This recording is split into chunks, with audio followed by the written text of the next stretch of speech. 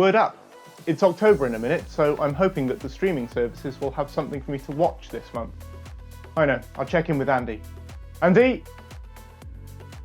Oh yeah, I don't live with Andy. Wait, this is not my beautiful house. This is not my beautiful wife. How did I get here? Tom's thumbs, the thumbs that know a lot. Let's start off with Disney+. First up is The Mandalorian. With American viewers' subscription about to expire, Disney thought it was about time to drop something that they thought people might actually be interested in. So here we are with Season 2 of The Mandalorian, picking up where Season 1 left off, with The Mandalorian in charge of the Foundling, and Moff Gideon in charge of the Darksaber. The usual stars will be back: Pedro Pascal's voice, acting coach Carl Weathers, and the almost internet-cancelled Gina Carano. There are some very exciting rumours flying around about special guest stars and well-loved characters coming into the second season. But more exciting than that, the writers have promised some closure on some of the storylines left hanging at the end of Season 1. For example, how Moff Gideon came to be in charge of the Darksaber, an object that fans of Star Wars Rebels will be familiar with, and how the history of the Mandalorians and the Yodas are connected.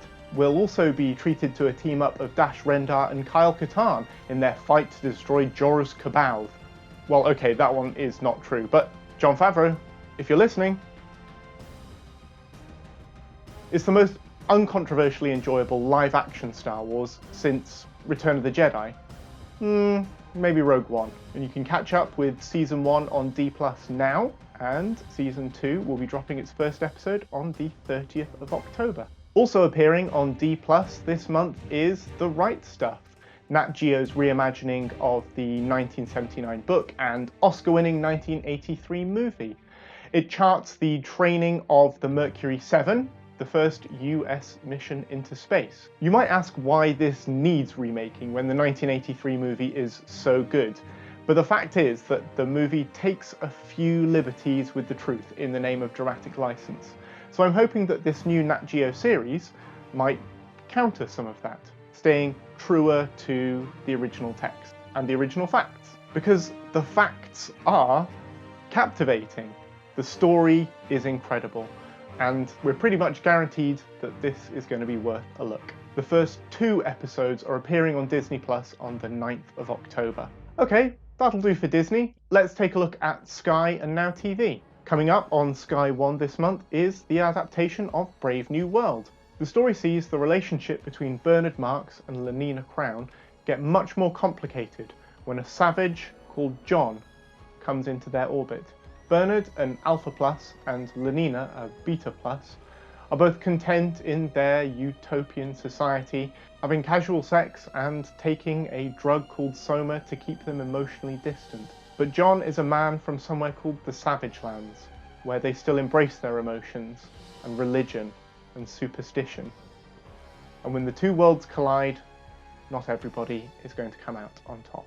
This latest adaptation includes stars such as Alden Ehrenreich, Han Solo himself, and directors including Owen Harris from Black Mirror, and episodes written by comic book ubermensch Grant Morrison. So, with that combination of talent, we surely have a hit on our hands.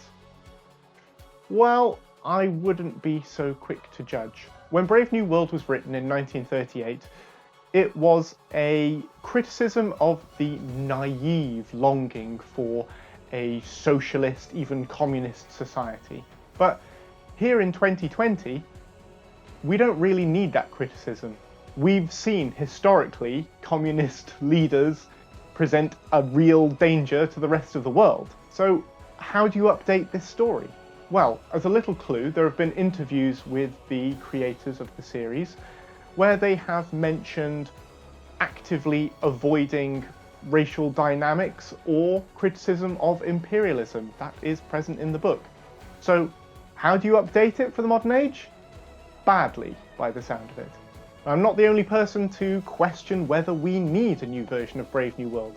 Ridley Scott, when he planned to adapt it, said maybe it should stay as a book. Yes, Ridley, I'm with you. If you're interested, Brave New World airs weekly on Sky One and Now TV, and starts on the 2nd of October. Also appearing on Fox is the first and only season of Minority Report. So if you have some sort of morbid curiosity as to why it was cancelled so fast, you can catch up with that. That comes to Fox and NowTV on the 21st of October. We can have a look at some Sky Cinema releases as well if you like. First up, The Lighthouse, last year's best film. Fight me, Parasite. Bloodshot, more like blood shit. Actually that is disgusting. Sorry. The Invisible Man from this year. 100% kickin' rad. It's funny, Blumhouse seemed to have had a pretty good year this year. Oh, wait, I still haven't looked at Amazon Prime. Let's do that now. So, first up on Amazon Prime, welcome to the Blumhouse. A collection of 4 films from Jason Blum's House of Mild Horror. The films are from 4 up-and-coming directors and include the titles The Lie, Black Box, Evil Eye, and Nocturne. It's funny that Blumhouse seemed to be having quite a good year this year, after the release of The Invisible Man at the start of the year, followed by The Hunt just at the beginning of lockdown, and then finally The Vigil just at the end of lockdown. Let's pretend Fantasy Island didn't happen, but it looks a little bit like Blumhouse are out to redress that balance with this collection. Tipping us off is this weird quirk marketing they're doing, clumping together 4 films which seem to have no real connection other than the fact that they are by a group of ethnically, experientially diverse directors. But what? Are they not good enough to release on their own terms? And who are these directors? Well, that's up to you to research, because the marketing materials certainly don't give any sort of clue, which is ridiculous, because actually, when you do put the research in, these people seem like they might have some interesting ideas. There's an award-winning Indian-American playwright and podcaster, a award-winning short film maker from Ghana. I mean, heck, one of them is directed by Veena Sud, who is the creator of the Danish super hit The Killing. You'd think they'd put that on the poster. Oh, what they did? Even so, I tell you what, I'll read the synopsis of the 4 films and then I'll have a go at guessing which of them are going to be any good. The Lie.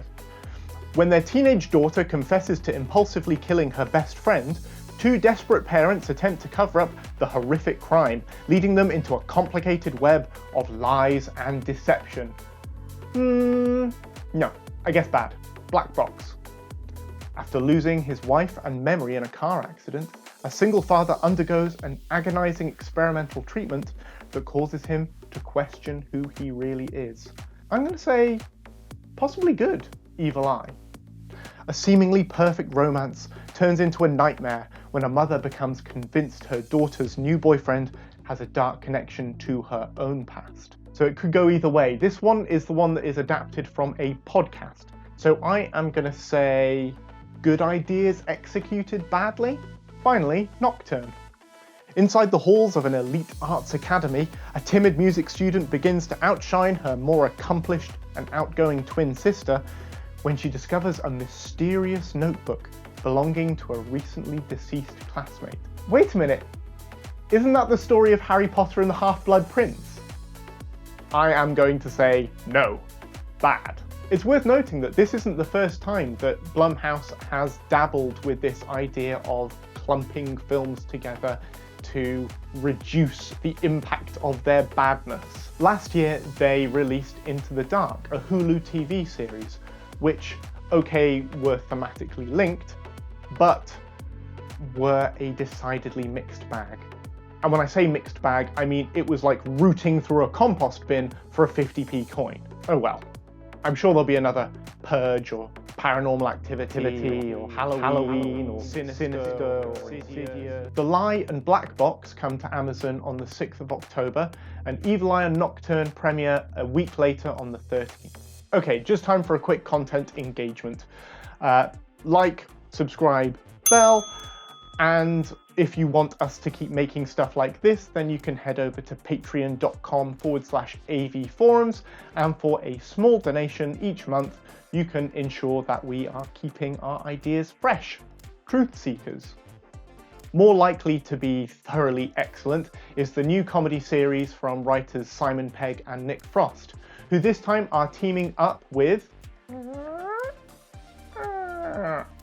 James Serafinowicz and Nat Saunders. When a team of paranormal investigators experience a series of ever more terrifying events, they find themselves at the centre of a sinister conspiracy. Sounds brills! It's got some amazing people in it, so obviously Simon Pegg and Nick Frost are there, but also Malcolm McDowell is a recurring role, as is Julian Barrett from The Mighty Boosh, who it is always a pleasure to see on TV. Also, Susan Wokoma from that really weird Matt Berry Victorian detective TV series, Year of the Rabbit. I'm always on board for a Simon Pegg and Nick Frost team up. But the fact that this one is a paranormal investigators, ghost hunters spoof, let me tell you something about me. I love spookwank. I love it.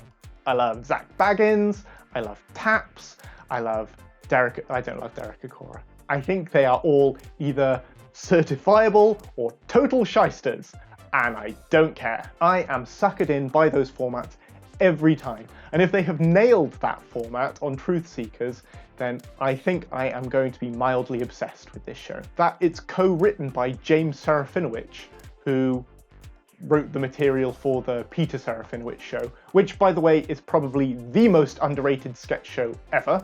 Well, that just makes it even better. What I'm saying is, I am flippin' excited for this. Right, that's it from me. It just remains for me to tell you to go to avforums.com to see Andy Bassett's list of everything coming to the major streaming services in October. And I will see you back here at the end of next month. Ciao for now.